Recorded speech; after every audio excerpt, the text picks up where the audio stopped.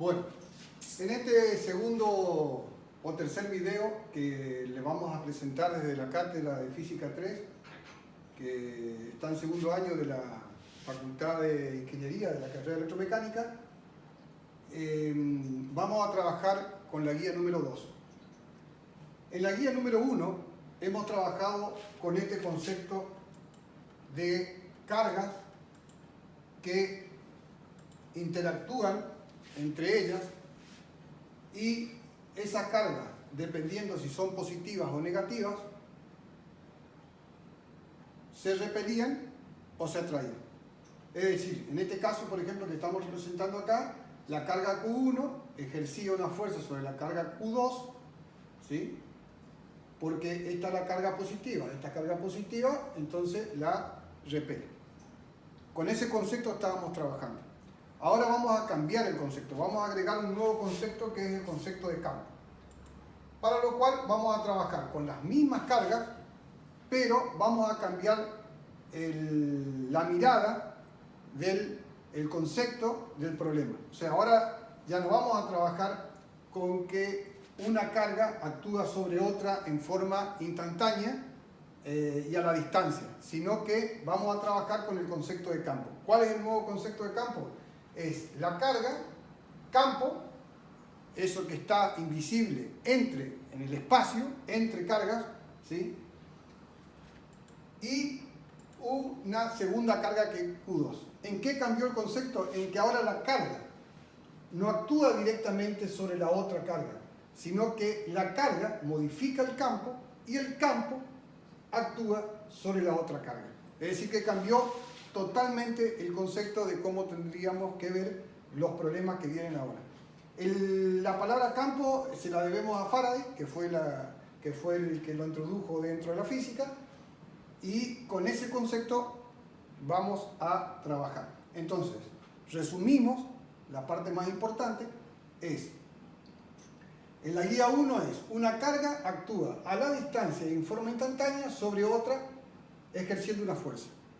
En esta guía cambia el concepto y es, una carga modifica el campo en el espacio que la rodea y el campo actúa sobre la otra carga que detecta ese campo que está presente. La otra convención con la que vamos a trabajar en esta guía es que las líneas de campo eléctrico imaginarias, mentalmente, que usamos para representar el campo eléctrico, tienen una convención. Esas líneas nacen en las cargas positivas y terminan en las cargas negativas.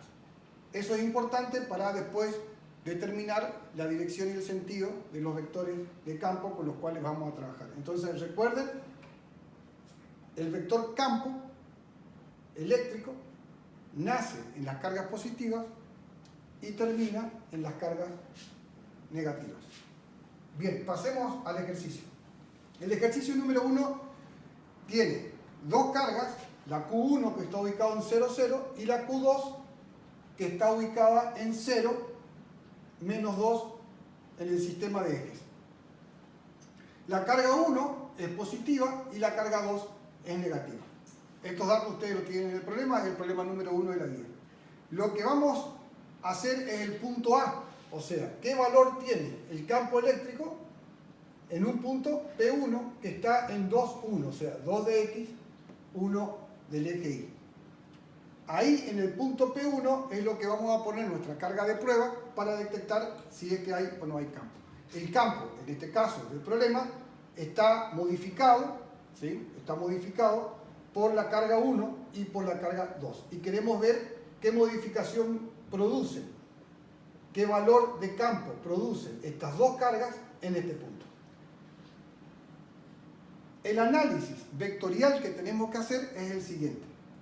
Como cualquier vector o como todo vector campo nace en las cargas positivas y termina en una carga negativa, el vector campo, debido a la carga 1, que es positiva, sobre la carga Q0, que también siempre es positiva, acuérdense que es un concepto importante, la carga de prueba siempre es positiva, va a ser un vector que sale de la carga Q0 o del punto 1 y va hacia otra carga, que no está en este caso dentro de este espacio, a terminar en otra carga negativa. Por lo tanto, el campo debido a la carga 1 sobre la carga de prueba, o el que está en el punto 1, va a ser un vector que se aleja de la carga 1, porque nace en una carga positiva, que es la carga Q0, y termina en otra carga negativa que no está representada acá en este espacio. Ahora vamos a la carga Q2. La carga Q2 es negativa, la carga Q0 es positiva. Entonces, fíjense ahora cómo va a cambiar el vector. Va a ir hacia la carga Q2 porque nace en la carga positiva Q0 y termina en la carga Q2 negativa. Fíjense la diferencia que para determinar sentido y dirección con respecto a la guía 1. Ahora tenemos que tener en cuenta el sentido y dirección del campo, que nace en una carga positiva y termina en una carga negativa. Entonces, en este caso, de este problema, la carga 1 es positiva, la carga Q0 es positiva, la carga de prueba, el vector se aleja. En este caso, la carga es negativa, la que crea el campo es negativa y la que detecta el campo es positiva, entonces sale de la carga positiva y va hacia la carga negativa. En definitiva, tenemos dos vectores. La carga 1 crea el vector campo E10 y la carga Q2 crea el vector campo E20. A partir de acá, el concepto es exactamente igual que la guía 1. Descomponemos los vectores para poder trabajar, sumar y restar algebraicamente y después encontramos las resultantes. Estos son los valores de los ángulos, que ustedes los pueden ir calculando y verificando, y estas son las componentes, los que están en verde, de la carga del campo creado por la carga 2, y lo que están en azul son las componentes del campo creado por la carga 1. Lo que está en rojo es la resultante de la interacción de esos dos vectores campo. Bien, la fórmula para trabajar es la que ustedes la vieron en teoría. El campo es la constante K por la carga sobre la distancia que hay entre la carga que crea el campo y el punto donde yo quiero encontrar el valor. ¿Sí? Entonces, repetimos esto. Tenemos la carga, que es la carga que crea el campo, la constante K y la distancia que hay entre la carga que crea el campo, Q1, y el punto donde yo quiero encontrar el campo, que es el punto P o donde está la carga de prueba. Reemplazamos esos valores y obtengo el dato. Este es el valor absoluto, el módulo del vector, y me da el Newton sobre Coulomb. Hacemos lo mismo para la carga 2, reemplazamos los valores, ahora estamos trabajando con la carga 2, fíjense esto que está en valor absoluto porque estamos hallando módulos.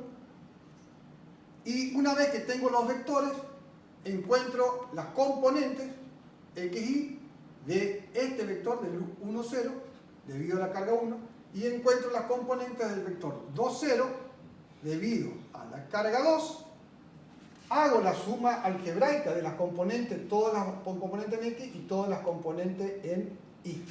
Acuérdense que acá tenemos, de acá hacia el lado positivo, si acá estaría el eje x y acá estaría el eje y, es el sistema de coordenadas, esta componente la tomamos positiva menos esta componente que la tomamos negativa para que nos dé este valor. Y acá hacemos lo mismo, esta componente negativa y esta componente positiva. Esta componente menos esta componente me tiene que dar este valor. Acá lo puse en valor absoluto porque me está indicando que la resultante de la suma de estos dos me da hacia abajo, entonces me va a dar negativa, entonces la tomé en valor absoluto para representarla de esa manera. Aplico Pitágoras y lo que obtengo es la resultante y el ángulo. O sea que la resultante va a ser este vector que está acá, rojo, ¿sí? Como resultante del campo creado por las cargas 1 y 2 en ese punto P1 donde está la carga de prueba. Como ya pudieron observar, el procedimiento es exactamente el mismo que en la guía 1, lo único que cambia es considerar, prestando atención, sentido y dirección del campo, que es otra la convención para el vector campo. Bien, pasemos al ejercicio 2. En este caso es exactamente igual, ¿sí? Fíjense que tenemos un cuadrado y en cada esquina, en cada vértice del cuadrado, tenemos cargas. En este vértice, en el superior izquierdo, tenemos una carga Q, en el inferior izquierdo una carga menos Q, acá no hay carga, acá vamos a poner la carga de prueba, y acá tenemos, en el superior derecho, tenemos menos 2Q. El valor de Q es 8 nano, acuérdense que nano coulomb es 10 a la menos 9, tengan en cuenta eso, y micro es 10 a la menos 6, o sea, 6 veces más chico, y este es 9 veces más chico que la unidad básica, que es el coulomb. Entonces, teniendo en cuenta que la carga Q es 33 micro coulomb, acá tenemos 33, acá tenemos menos 33 y acá tenemos 2 por 33 negativo. Haciendo el mismo análisis, conocemos la distancia de este cuadrado, el lado del cuadrado, y vamos a hacer el análisis vectorial. Esta carga, que es positiva, con esta carga de prueba, donde quiero calcular el campo, ahí pongo la carga de prueba, que también es positiva, va a ser un vector que se aleja, o sea que el campo eléctrico debido a esta carga en este punto está representado por este vector, alejándose. Esta punta, este final del vector va a terminar en otra carga negativa que nuevamente no está representada acá y nos viene al caso ahora, pero tiene que terminar en otra carga negativa que está en alguna parte. En este caso, de la carga roja, es menos Q, y como esta es positiva, nuevamente el vector inicia en la carga positiva de prueba Q sub 0 y termina en la carga roja o negativa menos Q. Entonces tiene este sentido el vector. O sea que este vector rojo es debido a esta carga. Y acá se repite el concepto. Esta amarilla, que está acá, es negativa y esta es positiva. Acá está la carga de prueba. Por lo tanto, van a nacer de acá y va a terminar acá. Tenemos entonces tres vectores, uno sobre un eje horizontal, otro sobre el eje vertical, y esta que está acá, ubicada en esta dirección, con este sentido. Para lo cual, para hacer el análisis vectorial, vamos a tener que descomponer este vector verde, que es debido a esta carga verde, para poder hacer el análisis vectorial y llegar a un resultado. El resultado va a ser esta resultante que está marcada acá con este color, ¿sí? El resultado de todos los vectores campos que están actuando en este punto. Las distancias son muy accesibles, acá es A, acá es A, y esta la pueden sacar, la distancia 1 por Pitágoras. Bueno, acá tienen los valores, ustedes tienen todo esto en el PDF, que lo pueden ir controlando, ¿sí? Entonces van calculando de la misma manera que hicieron en el ejercicio 1, no vamos a repetir todo, pero lo pueden hacer porque ya está explicado. Van repitiendo, van reemplazando, calculando, acá sacan las componentes, hacen la sumatoria algebraica de las componentes, llegan al resultante y sacan el ángulo de la resultante. En el punto B, pide cuál es el valor de la fuerza si en el punto C se coloca ya no una carga de prueba, sino una carga un poco más grande que va a influir en el campo, digamos, que es de 8 nanocoulomb. ¿Qué es lo que hacemos? Como ya tenemos calculado el campo, y sabemos que el campo es fuerza por unidad de carga, simplemente despejamos la fuerza. Esta Q que está dividiendo pasa multiplicando y me queda la E, el campo eléctrico resultante multiplicado por la carga, y me da el resultado de la fuerza que actuaría sobre una carga de este valor en ese punto C donde yo calculé el campo. O sea, es bastante fácil e intuitivo. Bien, continuamos. El ejercicio 3 habla de que tenemos dos placas, una cargada con carga positiva y la otra cargada con carga negativa. El mismo valor de carga, pero con distintos signos. Lo que sería un condensador o un capacitor que vamos a ver después en la guía número 4. Entre estas dos cargas, ¿sí?, va a aparecer evidentemente un campo eléctrico. Y como esta es la carga positiva y esta es la carga negativa, el campo eléctrico va a estar representado en este sentido y en esta dirección. O sea, desde la carga positiva hacia la carga negativa. Lo que plantea el problema es que un electrón abandonado en reposo sobre la lámina cargada negativamente llega a la superficie de la lámina opuesta, la cual se encuentra a 2 centímetros de distancia de la lámina negativa. Conceptualmente, ¿qué significa? Depositamos un electrón acá, ¿sí?, que está en reposo, lo soltamos y ¿qué va a pasar? Esta carga positiva va a atraer a este electrón que está acá, produciendo una aceleración sobre este electrón debido a la fuerza que va a producir esta carga positiva sobre esta carga negativa, que es la carga del electrón. O, si quieren, que este campo va a actuar sobre este electrón, haciéndolo mover en una cierta dirección y sentido, debido a la fuerza que este campo produce sobre esta partícula que denominamos electrón. Entonces, concretamente, tenemos un electrón, lo dejamos libre, se empieza a mover debido a una fuerza creada por el campo eléctrico, y ese campo eléctrico está creado por estas dos cargas de distintos signos. La distancia entre las placas es 0,02 metros. Recuerden que tienen que trabajar todas las distancias en metros, ¿sí?, para entrar en la fórmula. Bien, lo que nos pide entonces es calcular la intensidad del campo eléctrico. ¿Qué valor tiene este campo eléctrico entre estas dos placas? Aplicamos la fórmula, que el campo es fuerza sobre carga, y también sabemos, por la ley de Newton, que fuerza es masa por aceleración.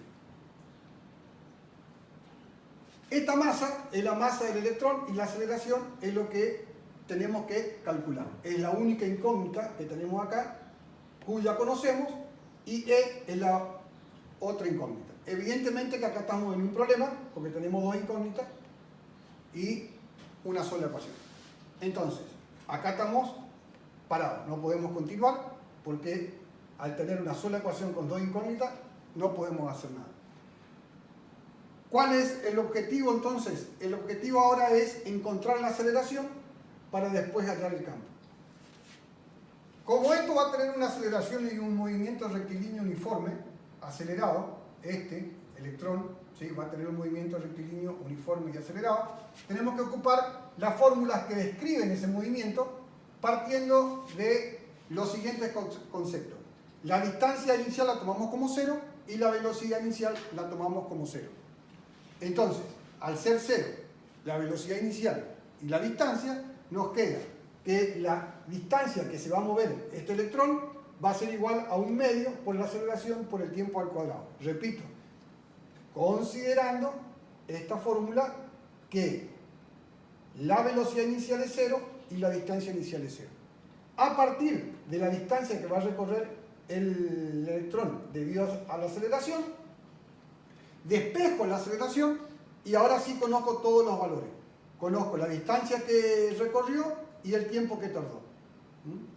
La distancia va de una placa a otra y el tiempo lo tengo. Reemplazo, obtengo los valores de la aceleración y ahora sí vuelvo a la fórmula inicial para calcular el campo, reemplazo la aceleración y obtengo el campo que nuevamente me da el Newton sobre Coulomb. Para calcular la velocidad del electrón, que es el punto B, cuando llega a la segunda lámina, simplemente tengo que ocupar otra vez esta otra fórmula que describe el movimiento rectilíneo uniformemente acelerado, donde dice que la velocidad final es la velocidad inicial más la aceleración por el tiempo. Esta velocidad es 0 y me queda simplemente que es velocidad final, aceleración por tiempo, reemplazo los valores y obtengo.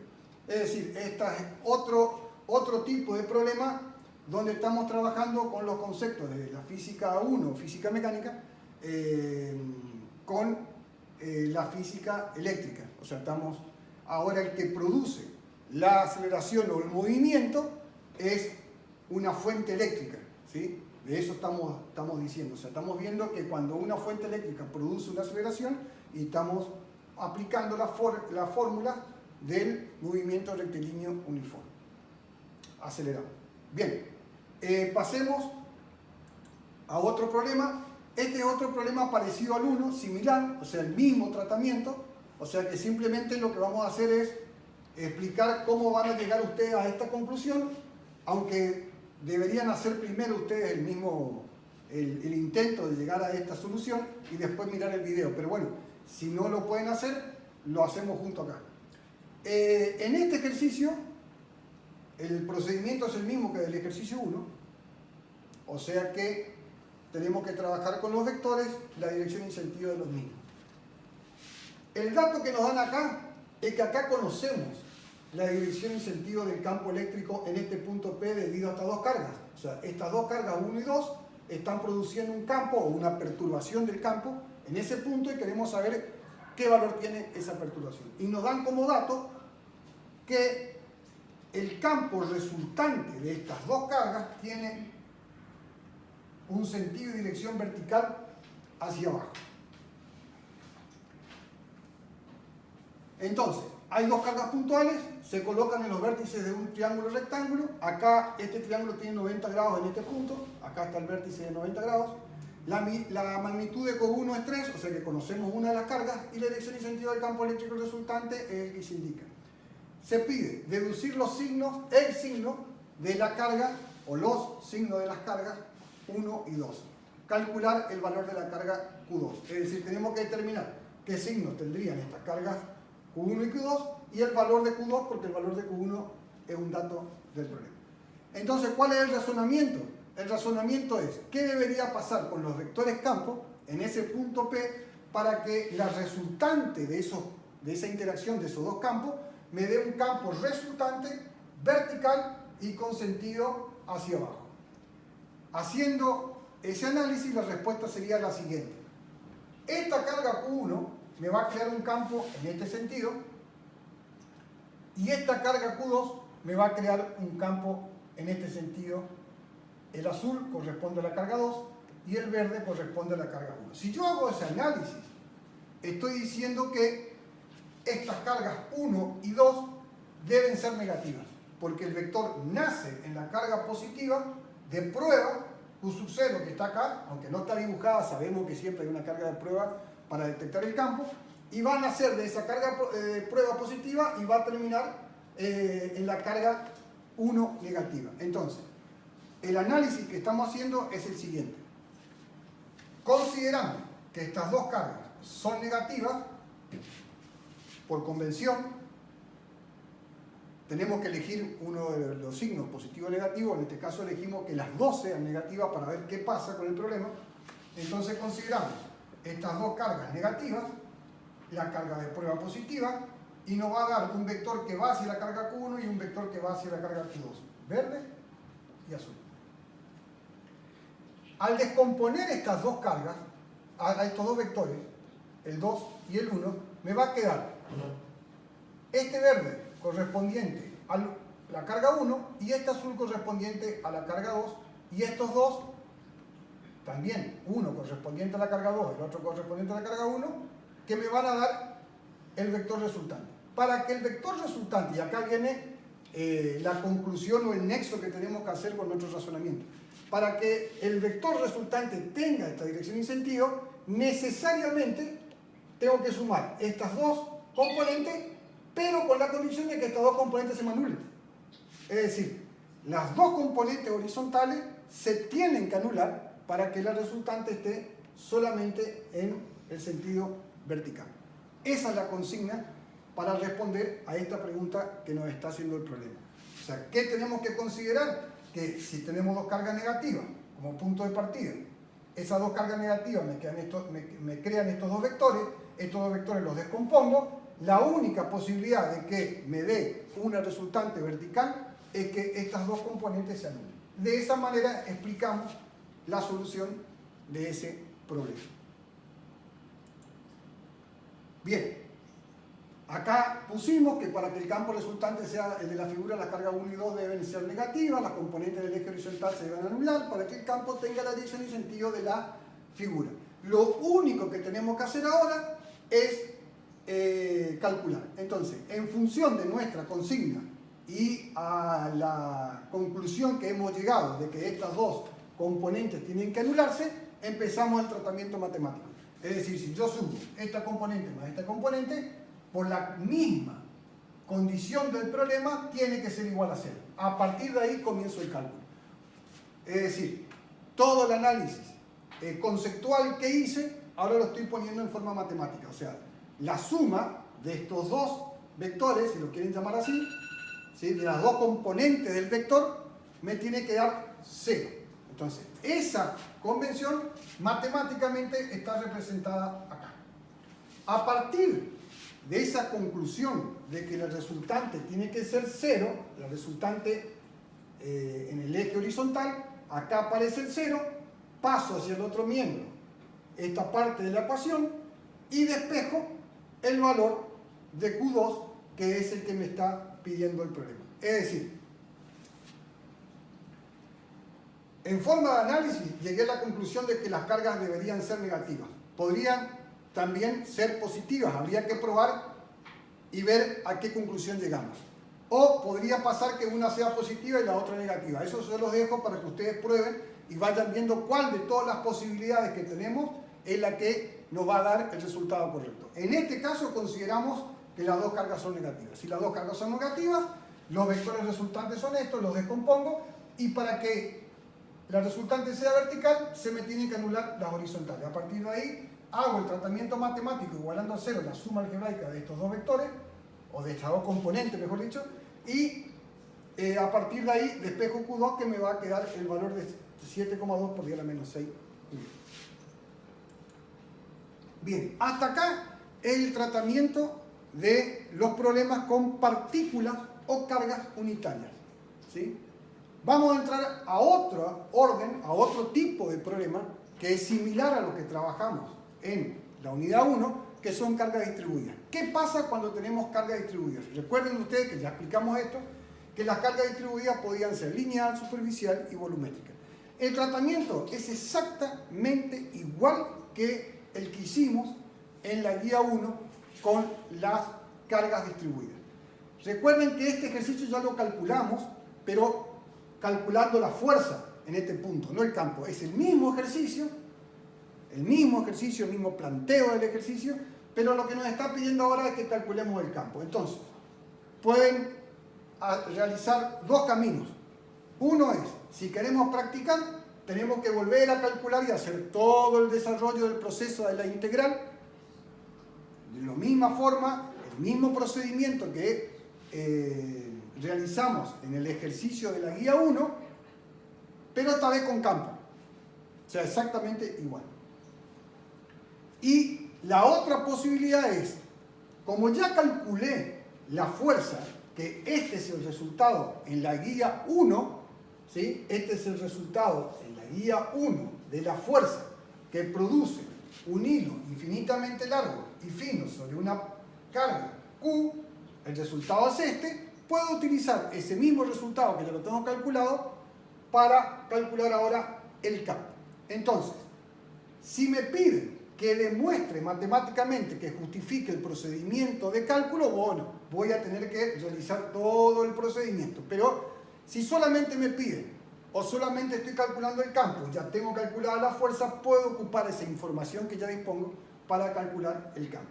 En este caso, el campo va a ser esta fuerza que ya la calculé en el ejercicio de la guía 1, esta Q que está acá la paso dividiendo y me queda fuerza sobre carga. Entonces el campo en este punto donde está la carga Q va a ser igual a 2 por K por lambda sobre A. Es simplemente despejar la carga para encontrar el valor del módulo del campo eléctrico en el punto P.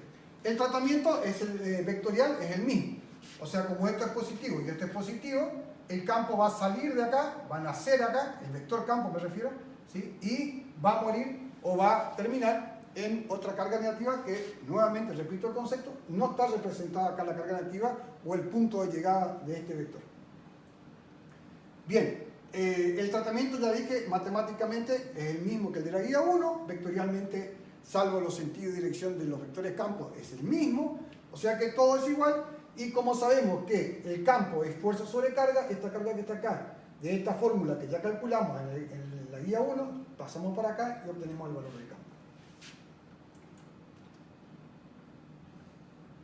Bueno, en este ejercicio del 9, ¿sí?, es exactamente lo mismo que el anterior, pero ahora tenemos algunos cambios. Conceptualmente el mismo, pero hay algunos cambios importantes. Por ejemplo, la barra o el hilo ya no es infinito, sino que tiene una longitud determinada, es finito, tiene 40 centímetros. La carga Q también tiene un valor, que es 16 nanocoulomb, y la distancia a la que se encuentra el punto P del hilo está a 20 centímetros, que en este caso lo representamos en metros, que son 0,2 metros. Es decir, conceptualmente el ejercicio es el mismo, pero ahora estamos trabajando con valores determinados en cada una de las variables del problema. Repetimos, el hilo tiene ahora una longitud de 40 centímetros, la distancia está a 20 centímetros, también está ubicada en la mitad del hilo, eso es importante porque nos permite hacer esa simetría y facilita los cálculos, y el punto P, acá estaría la carga de prueba Q sub 0.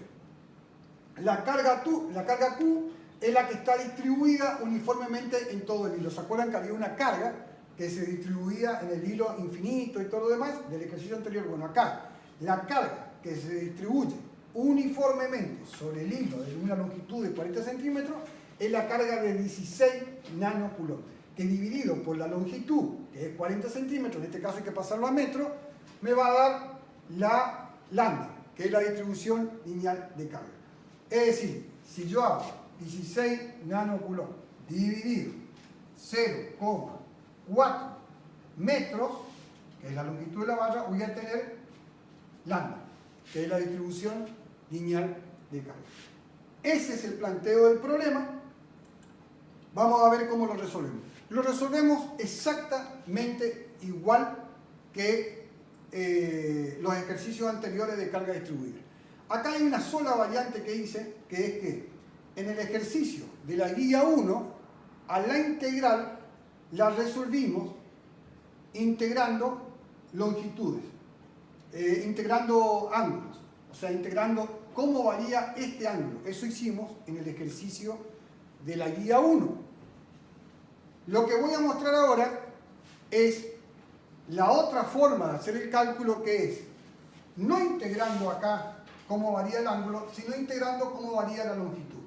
En definitiva, este tipo de problemas tiene al menos dos procedimientos de solución, dos caminos para encontrar la solución, que son uno integrando la variación del ángulo y otro integrando la variación de la longitud de la barra. En el ejercicio anterior de la guía 1 mostramos cómo teníamos que hacer la integral y todos los reemplazos que habían que hacer para poder integrar ángulos, alfa, como variable. En este caso no, en este caso vamos a hacer cómo tenemos que trabajar con la integral para poder integrar longitudes.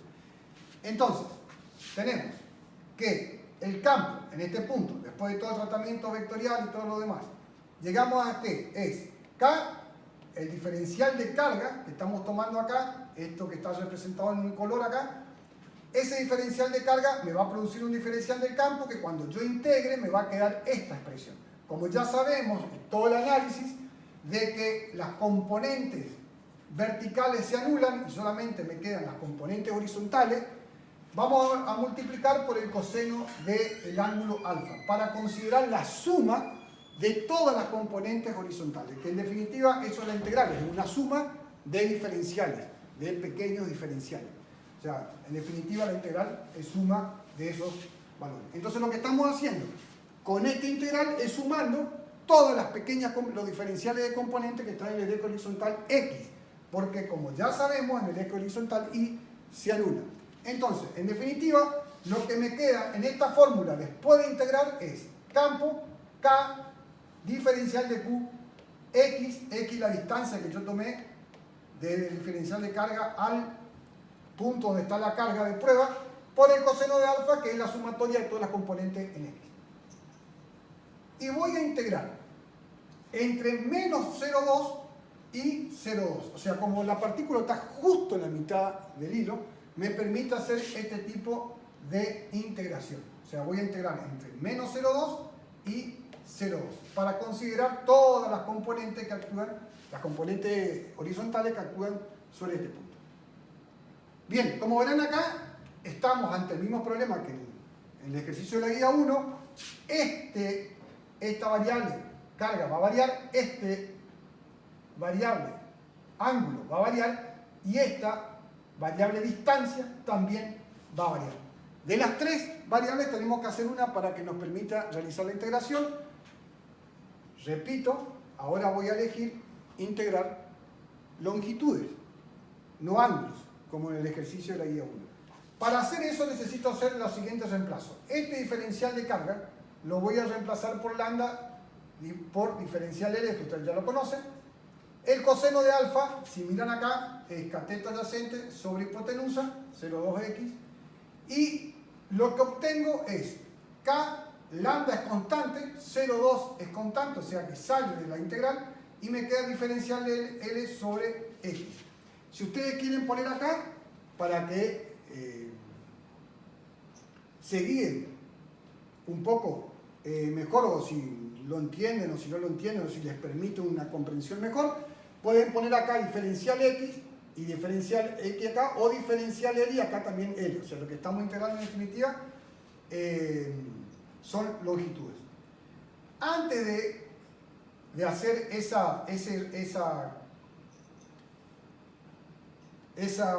entendimiento del problema, digamos, tenemos que hacer este reemplazo. Fíjense, si yo mezclo acá, el concepto de diferencial de L con X, estaría cometiendo un grave error. Fíjense qué pasaría.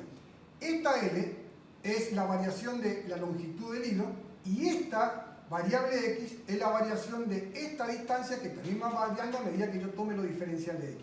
Es decir, así como está, si yo acá le pongo una X para que esto me coincida acá, o si yo acá le pongo una L para que esta variable me coincida con este diferencial L, estaría cometiendo un grave error, ¿sí? Porque estas dos variables son diferentes. No puedo hacer el reemplazo. Justamente tengo que respetar esta nomenclatura, porque esto me dice que este diferencial L es la variación de longitud del hilo y esta X me dice que es la variación de esta distancia. O sea que son conceptos diferentes. Para poder continuar y hacer el último reemplazo y que llegue una sola variable, tengo que hacer este reemplazo. Es decir, poner X en función de L. Esto es muy importante porque si no van a cometer un error. Entonces, el último concepto sería el último reemplazo que tengo que hacer para poder poner todo en función de L. Cuando yo pongo X en función de L, voy a obtener una integral con una sola variable que es L. Fíjense, diferencial L y todo lo demás es constante. ¿Cómo llegué a esto? Teniendo en cuenta este triángulo que está acá, que dice que esta X, ¿sí?, que sería la hipotenusa del triángulo, ¿sí?, aplico Pitágoras en definitiva, es la suma de esto al cuadrado más esto al cuadrado y raíz cuadrada de todo eso. Bueno, reemplazo, pero recuerden, o sea, repito el concepto, no vayan a confundir estas dos variables. Estas dos variables son totalmente diferentes. Esto representa la longitud de la barra y esto representa la distancia entre el diferencial de carga. O sea, yo no puedo integrar acá. Se suele ver, como repetí recién, que algunos, para hacerla más fácil, ponen acá una X e integran o ponen acá una L e integran. No, ese no es el resultado. Están mezclando cosas diferentes. ¿Cuál es el camino a seguir? El camino a seguir es que cuando yo reemplace X, que me va a quedar en función de L, ahí sí voy a obtener una integral que me va a quedar solo con una variable. Bien, reemplazo. Esta integral la pueden buscar, pero yo acá ya les puse la solución de esta integral. Acá está la solución. Reemplazan, ¿sí?, superior menos inferior, es una integral determinada, y obtienen el valor. En definitiva, el concepto es el mismo, todo lo mismo, el tratamiento es lo mismo. Lo que quise mostrar acá es otro camino para llegar al resultado de calcular el campo, y el mismo procedimiento lo pueden usar para calcular la fuerza, siempre que estemos hablando de un hilo. Es decir, lo pueden hacer a través del camino de considerar el ángulo como variable o a través de el camino de considerar la longitud como variable. Bueno, este otro ejercicio muy similar. Tenemos una varilla, pero está doblada en un semicírculo, y tenemos una carga positiva en la mitad del semicírculo y una carga negativa en la otra mitad del semicírculo. Bueno, el tratamiento es exactamente el mismo, son los vectores lo que tienen que tener en cuenta. esta carga positiva va a producir un vector en rojo hacia acá, y esta carga negativa, desde la carga positiva de prueba hacia allá, es el vector que va a ejercer o el que va a producir. Es todo lo mismo, el tratamiento es exactamente igual. Una vez que tenemos los dos vectores, descomponemos las componentes, sumamos y restamos y hallamos el resultado. Ahí les puse en el PDF, acá también está expresado, pero no quiero perder mucho tiempo porque sería bueno que ustedes lo vayan haciendo para que ustedes practiquen y ustedes puedan llegar a un resultado. Si el resultado está mal, vuelvan a empezar, el famoso ensayo y error, y si el resultado está bien, felicitaciones. ¿Sí? Pero sería conveniente que ustedes vayan haciendo un ensayo y error de los problemas y practican. Hasta acá vamos a trabajar en este video, y en el próximo video vamos a ver otros tipos de problemas relacionados con esta guía.